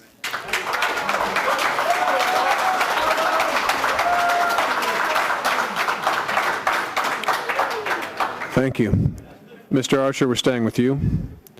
In November of last year, the concept of a significant increase in the height of the buildings on 7 Mile Beach was raised. Do you agree with this concept? And if yes, why? And if no, why? I think it was probably one of the most stupid ideas I've ever heard anyone say, and it was said without giving any thought to it, which is one of the reasons why I'm very careful as to what I say. How could you put 20 and 30-story buildings in the Cayman Islands? The sun sets on 7 Mile Beach at 3 o'clock in the afternoon because you already have several 7 and 10-story buildings there. Why would you want to put 20 and 30-story buildings? We don't even have firefighting equipment to reach buildings over 10 stories. So which administration would be so wise, and who would support that administration? Ask yourself that.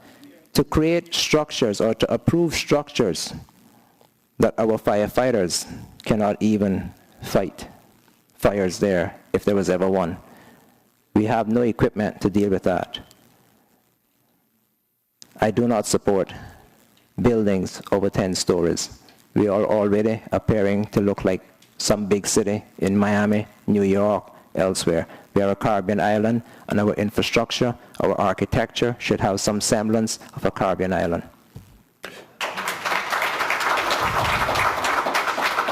Thank you. Mr. Bryan, in November of last year, the concept of a significant increase in the height of the buildings on 7 Mile Beach was proposed. Do you agree with this concept? If yes, why? If not, why? I don't. I agree with my opponent in respect to the effects it will change the way our landscape looks in respect to our Caribbean island. And the current state of the fire services and their tools don't allow us to go up to that level. Obviously, there would be a significant investment in the fire services if we did decide to do that. I don't support it, but I just want to be able to take this opportunity to refer back to my opponent's suggestion that I didn't understand the difference between cost of living and cost of doing business.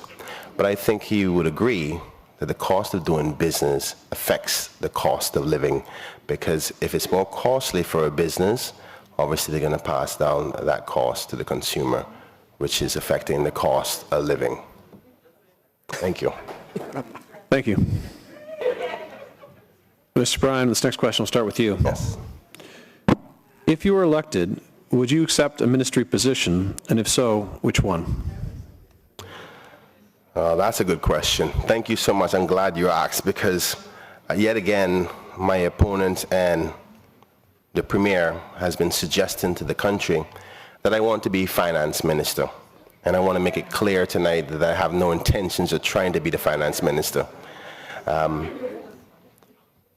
But I think there's many other candidates in this election who can do the role as finance minister. The comfort that I have in respect to the management of the finances of this country is that the FFR and the PMFL law is in place that holds the government responsible for their spending habits and their management of our finances. And thank God for that, because based on the track record of this administration previously, we know they're big spenders and they don't think about the process, they just spend. So I'm glad that that's in place. That also gives me the comfort of knowing that regardless of who the finance minister is, with those restrictions in place, that I think that our country's finances should be in good standings, regardless of the finance minister. Thank you. If I could just ask the audience, just while they're answering their questions, please keep quiet so they can at least hear their answers. Thank you. Mr. Archer, if you were elected, would you accept a ministry, and if so, which one? Thank you. I just want to assuage any concerns that my opponent has of me accusing him of wanting to be the Minister of Finance. I've made no such accusation, because I know that he cannot do it. So.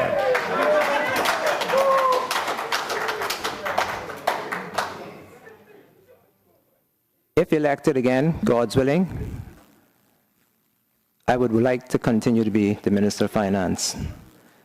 Despite all that he has said about the framework for fiscal responsibility and the public management and finance law, as I've said before, until you have a put together budget, you cannot begin to understand the difficulties in allocating resources. You cannot begin to understand the application of economic principles of not growing your expenditure above your rate of economic growth and your rate of growth for your revenue. It is not as simple as you think, just because there are laws there to prevent us. Those laws only require that we produce a surplus budget, so I would advise you to go and read them. It only requires that you produce a surplus budget, and you can produce a surplus budget with just $1 in revenue above expenditure. It is knowing how to incentivize the economy, how to control expenditure, and ensuring that your expenditure does not grow faster than the rate of economic growth, and therefore your rate of revenue.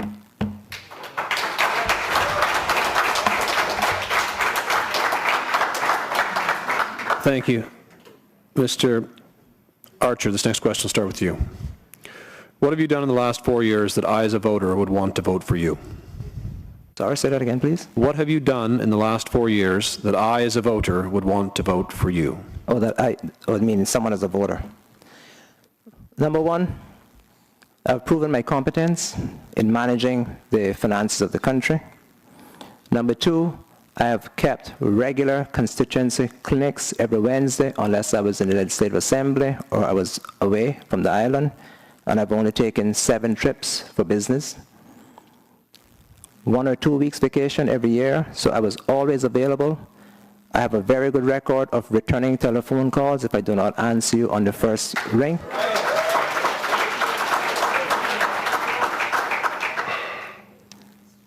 I have done everything necessary to prove to people that I have the ability to do the job.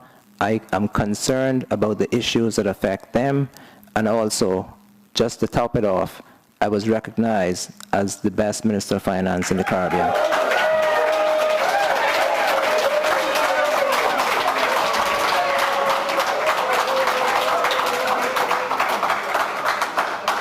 Thank you. Mr. Bryan, what have you done in the last 4 years that I, as a voter, would want to vote for you? Well, I don't think I can highlight as many things as the minister because he was elected. But without all of that power and those resources available to him, I've helped many Caymanians in the employment field because unfortunately the fact of many Caymanians not being able to find work, much of my focus has been on that. And as I said before, my other focus is the youth in this country. So I continue to speak to many young people in the schools and outside the schools. Unfortunately, in my constituency, there's a lot of, for lack of better words, lost young men who needs constant guidance to not allow them to go down the wrong direction. I pride myself in making sure I stay connected with them and try to assist them in any way, form that I know that is available through government, through training, and guide them through those various different processes so they can better improve themselves. So from a community level, I stick to that, and obviously spending time and informing the people of the facts through journalism. Thank you. Mr. Bryan, we're going to stay with you. What plans, if any, do you have to protect the entry-level jobs from being outsourced to developing countries such as India or Poland? These jobs are usually reserved for students leaving university. I feel these jobs being outsourced could open a large gap in the local job market. However, preventing companies from outsourcing could make doing business in Cayman too expensive. I'm sorry, you're going to have to read that again.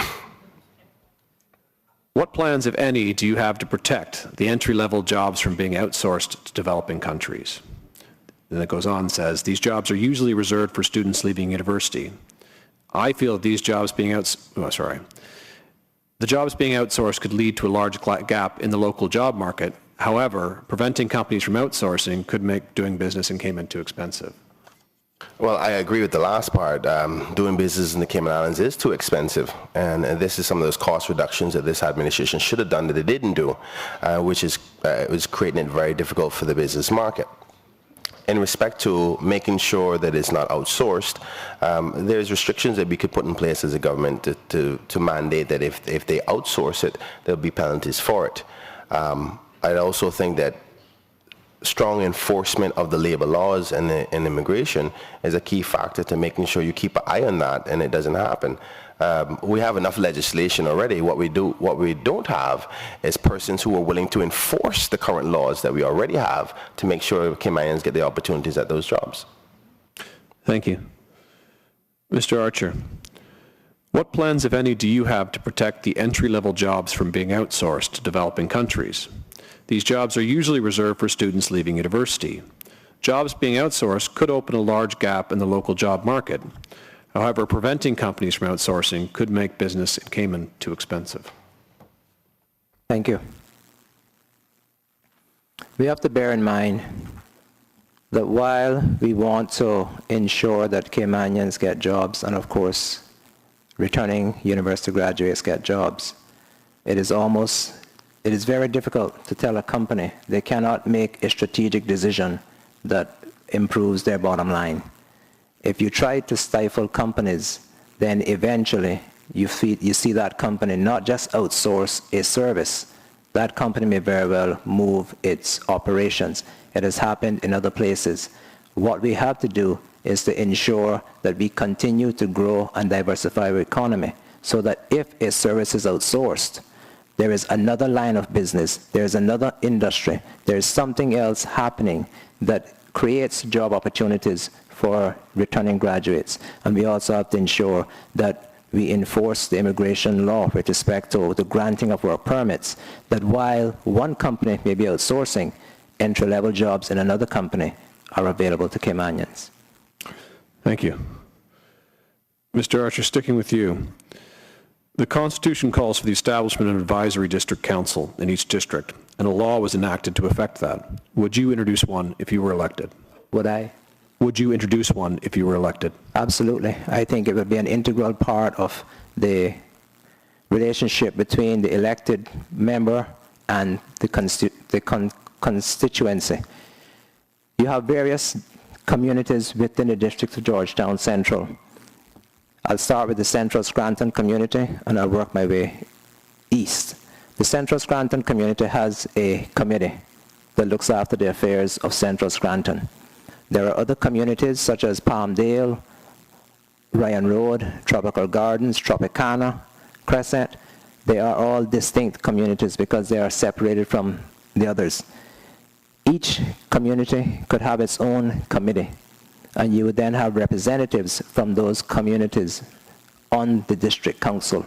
So you would have representation as to the issues, the local issues within those various communities, feeding that information up to the district council. The MLA would then liaise with that district council, and you would then budget accordingly. You would then budget from the ground up as opposed from the top down, ensuring that you provide adequate resources to deal with the concerns and services required by those various communities as advised by the district council. It's an integral part of single-member constituencies, and I would obviously implement one. Thank you. Mr. Bryan, the Constitution calls for the establishment of an advisory district council in each district, and a law was enacted to effect that. Would you introduce one if you were elected? Yes, I would. I think the whole country is at a stage now where we all want district councils because it offers a better communication level between the representative and the community. So we would definitely agree in that respect. What I am saddened about is why the government has waited 4 years to say they're going to do it now. They had enough time to enact the law, so right away when they came into play, the next administration was being into effect. We all knew, based on their manifesto, that one man, one vote was coming into play. I think it's disingenuous for them to say, re-elect me and then I'm going to give it to you, when you had every opportunity to do so. But I do agree with the principle. Thank you.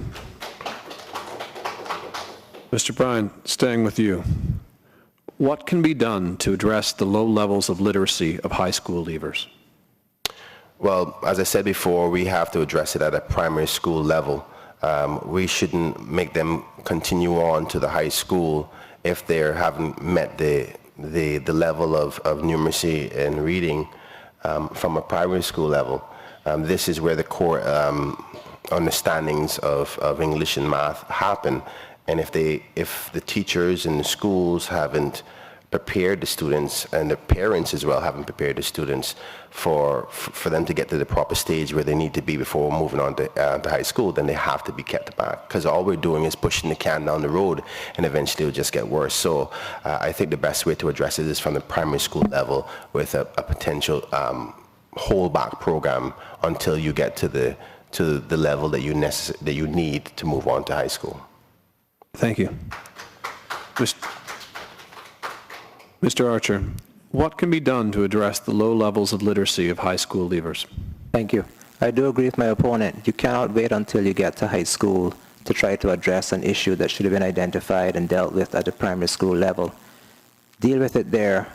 Ensure that the children are literate and able to do math before they get to the high school. And then while they're in high school, you try to improve upon that. But we cannot get away from the fact that parents have a responsibility to play, because parents have to recognize when their children aren't performing at the level that they should be performing at. Incentivize the teachers. Teachers earn a salary, but everyone will sometimes put out greater effort if there is some other financial reward in it for them.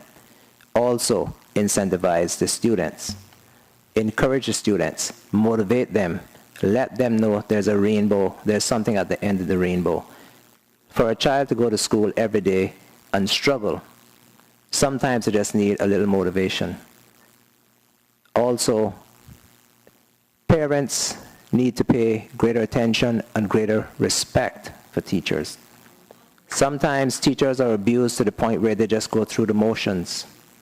We need to understand that you only get one chance to raise a child, and education is the most important thing during that stage of growing up. Several strategies. Deal with it at primary school level. Incentivize the teachers. Parents, pay close attention to your children. Incentivize the students. And then parents, speak with the teachers. Follow the progress of your child on a regular basis. Even if you have to work 2 jobs, get a telephone number, call, and let them know you are concerned about your child, and you will see the difference in the child's improvement. Thank you. I'd like to thank the candidates. We've concluded the questions from the audience, at least for because of time constraints. So when we return, we'll have closing statements by each of our candidates. Please stay tuned.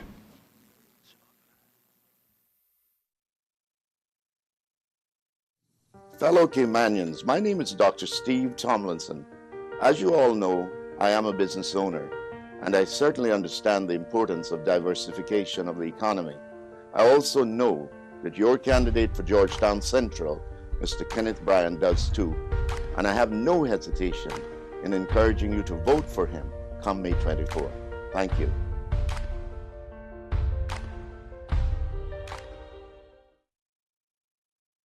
Some side effects of radiation can affect a patient's appetite. Here are some tips for maintaining good nutrition while undergoing treatment. Eat frequently. Eat small portions of calorie-dense foods. The goal is to maintain your weight while going through therapy. Concentrate on liquids and soft foods. These will be easier to swallow. Although it may become difficult to eat, try as best as you can to maintain good nutrition. Visit the local Cayman Islands office at Governor Square or call 749-3304. Waste Carriers is your complete waste management company. We service commercial, residential, and construction properties. With our large inventory of dumpsters and grapple truck services, we provide an unmatched, dependable service. Our sister company, Island Recycling, buys and collects recyclables such as AC units, aluminum cans, auto batteries, copper, and much, much more. For Cayman's waste and recycling solution, one call takes care of it all. Call 946-DUMP. That's 946-3867. Catch the trials and the tribulations of the bold and the beautiful people of the fashion world of Beverly Hills. Watch The Bold and the Beautiful afternoons on Cayman 27.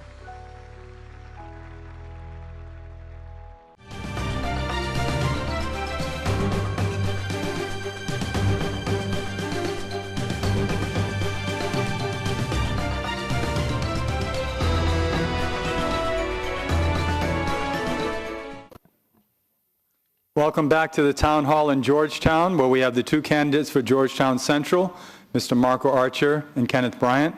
We had some great questions from our audience, one of our largest audience in the final forum that we have for Grand Cayman. So congratulations, give yourselves a round of applause. Well done. Now we'll turn the spotlight back over to the candidates with closing comments. And we'll begin with Mr. Marco Archer. Thank you. I would just like to encourage the people of the District of Georgetown Central that on May 24th, that you would consider me as the better choice. I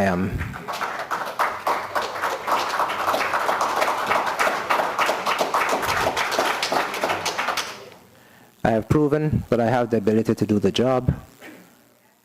I have proven that I care about the people, not just Georgetown Central. I proved that across the entire district. But as I did for the entire district, I'm also capable of doing for Georgetown Central, which is obviously a much smaller constituency, and therefore I'll have more time to dedicate to doing the same good work. We cannot take elections lightly. It is not about personalities. It is about who is capable of doing what's best for the country.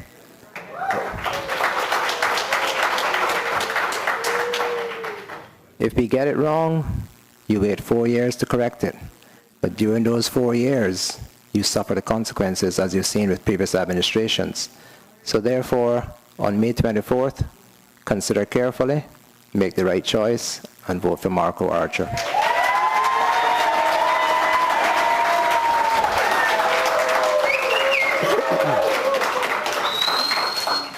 Mr. Kenneth Bryant. Thank you, Will. I just want to say thank you so much to the Chamber for this opportunity. Again, a chance for the public to see and examine both myself and my opponent.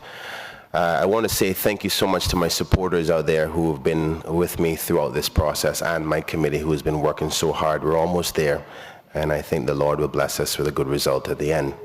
That being said, I think that I present myself as a person who truly cares about the people of Georgetown Central, and not afraid to stand for you in respect to making sure that you have better opportunities for your children and your communities and the future.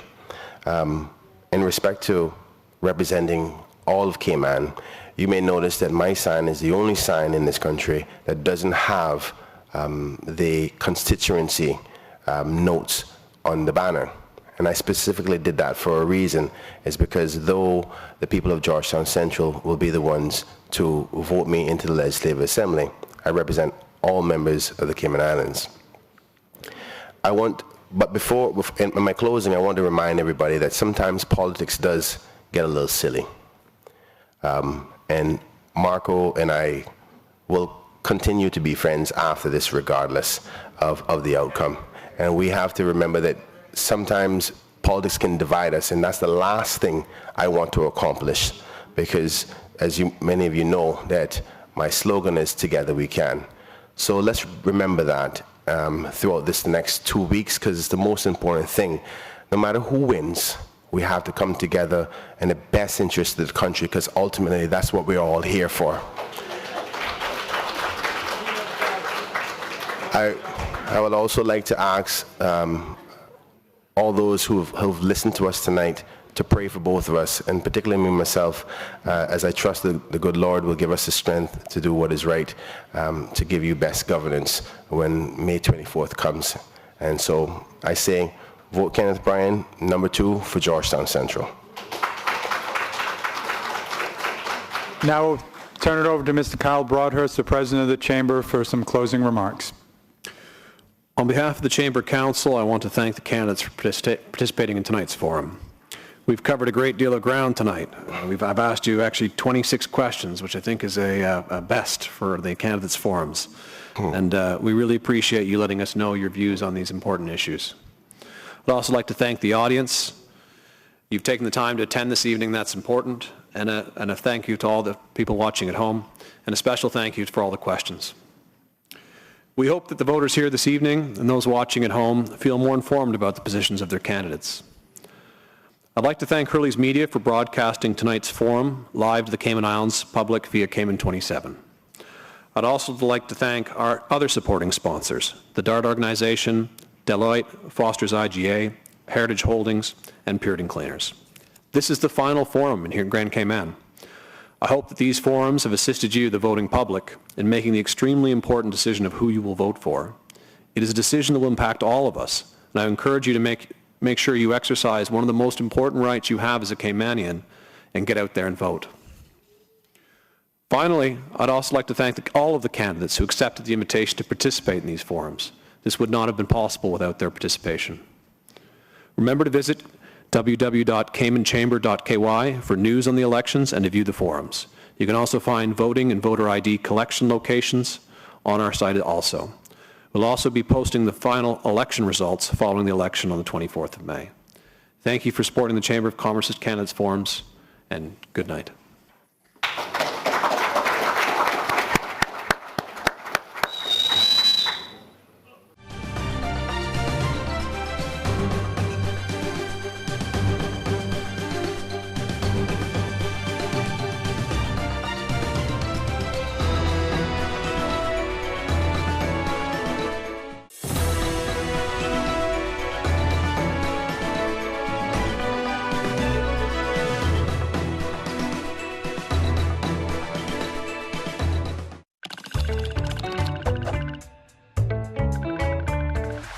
We've already talked about how to grow the Tier 3 economy. Now, let's look at how to grow the economy in Tier 2.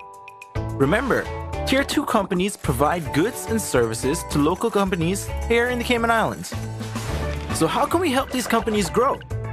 Let's look at a great example of a Tier 2 company, a commercial landlord. A commercial landlord owns office buildings and rents out the space to other businesses. What would increase demand for office space? Well, if a company lowers the rent or spends more on advertising, it might win more tenants, but only at the expense of some other landlord losing theirs. That's not economic growth. The only thing that will grow the commercial leasing sector as a whole would be an increase in demand for office space. In other words, new companies starting up or existing companies growing and hiring more staff. No matter what type of Tier 2 company you think about, by definition, its growth depends on the growth of other companies. And again, if a new commercial landlord came along, that wouldn't represent economic growth, because they would just take demand away from all the others. That's not growing the pie, that's just giving everyone a smaller slice. In the next video, we'll look at how to grow the economy